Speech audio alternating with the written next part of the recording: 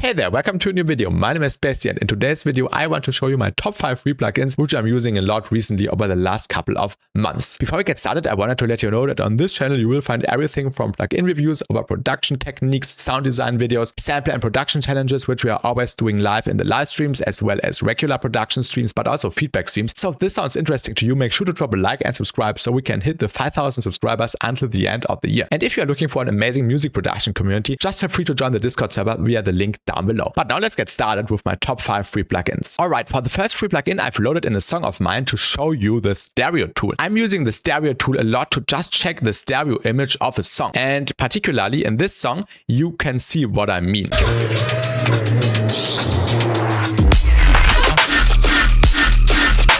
My point is that the stereo tool perfectly helps you to understand how stereo imaging works. It's always really important that the stereo image is really wide in the drops and more centered and mono in the non-drop parts, like this pre-built thing. So it's quite centered, and in the drop it's perfectly wide. That's like a perfect stereo image for a dubstep song. And this one is free. I've been looking for stereo meters with a high resolution last year, and I found this, the stereo tool. And it's just so precise and also perfectly reacts to the incoming signal. And I can highly recommend you downloading this because it's free.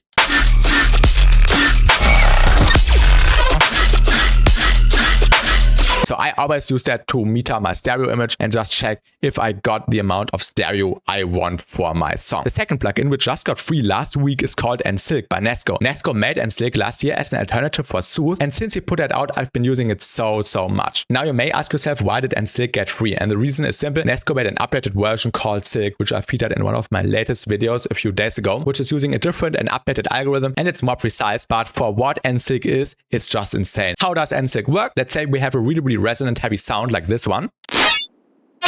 I made this in Serum last week, and I think it's obvious there's quite some high end in the sound. When we want to target the high end, we just need to grab this dot in the center, and we have this area, this band pass, which is basically the area you are attacking. So when I let this play again,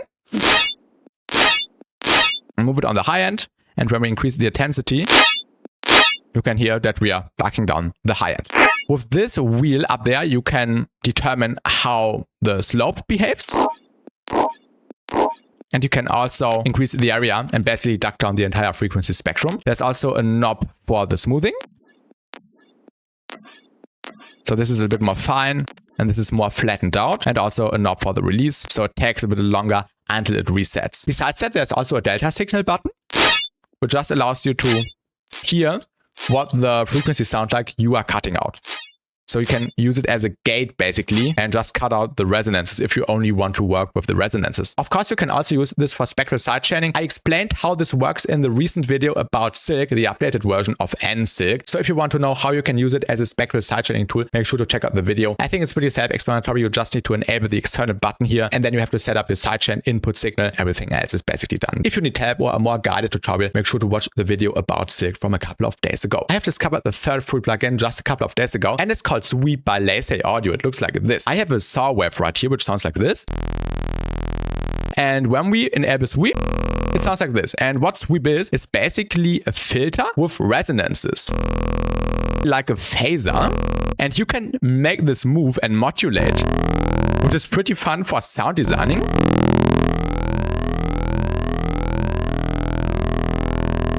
You have quite some controls here.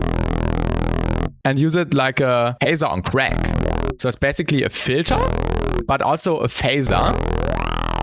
And there's a few different algorithms like here, like logarithmic and linear. You have the opportunity to add stuff on top or to filter out stuff. You can determine the cue. Plus you can also enable these shelves.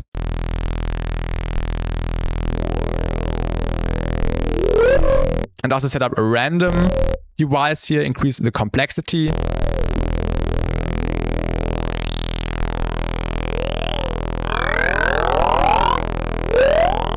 In general, this is pretty fun for sound designing. And this was just a saw wave as the input.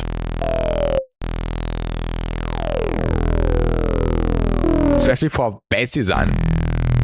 Plugin number 4 is something different. You probably all know the legendary tape stop effect by Kilohearts. I discovered something similar, which is called Cassette Transport. Cassette Transport is basically the same, but with additional stuff on top. Because when we hit this button in the center, you can hear that we get this noise Atmo sound. And we can pause this. So we can create this click effect. We can also go back and pause and accelerate the signal to the right, if you know what I mean. And now we have controls for like the play time and stop time. And now when we have a sound, for example, like this one, we can use this to create a cool tape stop effect. And stop. We can also change the play and stop time. And I think you can hear what I mean.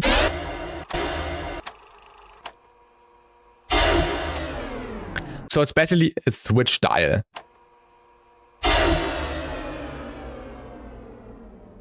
And it sounds pretty natural and pretty fun. There's also a knob to switch the volumes, also the rotor volume, make it louder, and also the switch button knob. You can also just work without the sync here. Yeah.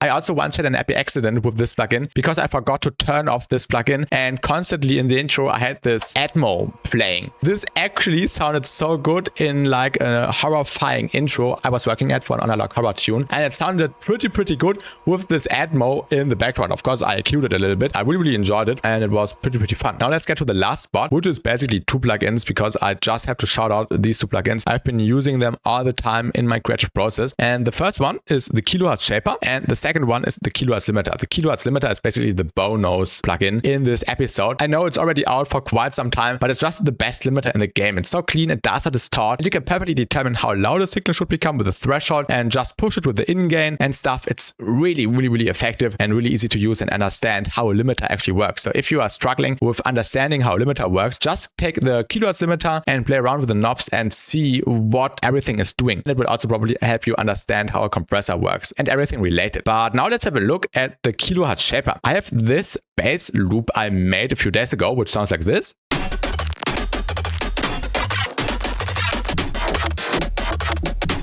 Contains lots of sound design, lots of spectrally-ish stuff. And I want to bring everything up because it sounds really weak. So we want to beef it up. When we enable the Kilohearts Shaper, I loaded in this preset. Even the stock preset is already enough, but this is really insane to fatten up things, to make things saturated in a cool way. And you can also add like distorted artifacts, which also add a lot of texture.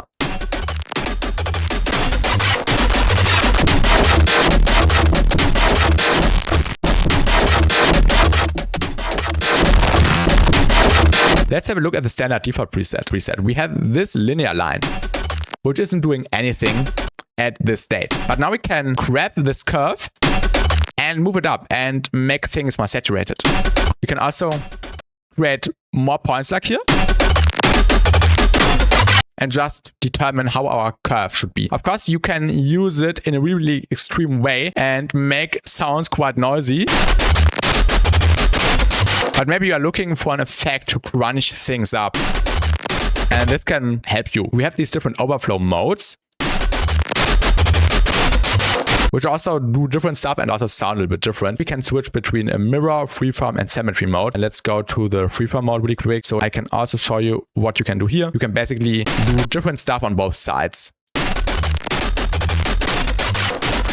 Now you can hear that we are creating like a bias effect on the right side.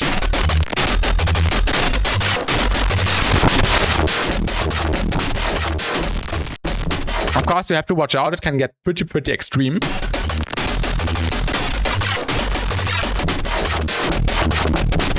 When we take the limiter, we can use it to limit stuff if we wanted to. I like using the Kilohearts limiter a lot on individual sounds, which maybe spike a lot in the high end or in the mids or in the low end. Who knows? I can just move down the threshold and maybe even boost the in-gain if the sound has some imperfection in some frequency areas and I just want this to hit the same exact loudness all the time. We can just crank it up into the in-gain until we hit the threshold. And this is the perfect limiter, my favorite limiter to control your sounds and just make sure nothing gets too crazy on sounds. I never use these on whole groups or buses, only in a really subtle way to just be able to control my sounds a little bit better. And that's it for today's video. If you enjoyed it, make sure to drop a like and subscribe, and also leave a comment and tell me which plugin you enjoyed the most, and also let me know which other free plugins I should check out and test, and maybe put it in the next part of a free plugin video. Also make sure to activate the notification bell so you don't miss out on any future videos and feedback streams and production and sample challenges which we are doing regularly. That's it for today. Have a great day and goodbye.